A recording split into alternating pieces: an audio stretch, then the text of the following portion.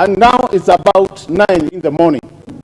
We got a message from the clerk of the National Assembly at around 00:15 in the morning, Honorable Speaker.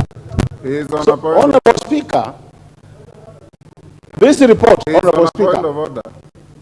Honorable Speaker, you know, Honorable, he knows he's a ranking Go ahead member. and prosecute your agenda. You know, Honorable Speaker, the question I'm asking and why I need your indulgence, Honorable Speaker, this report is a 500-page report with 3,500 pages as annexes. And Mr. Speaker, it was tabled last night at 10. I want you, the reason why I'm seeking for your indulgence, Honorable Speaker, is to allow members time to read this.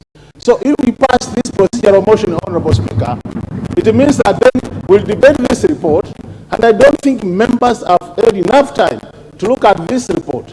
And with the kind of debate, the kind of issues Kenyans have raised on this particular bill, it is important members take their time to look at this report of Honorable Speaker.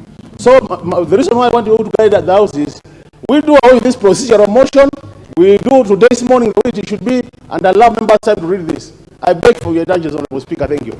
I will not allow that. I will give direction on what you are raising, Honorable Makali Mulu, after putting this question. I have direction to give you on what to expect us to do.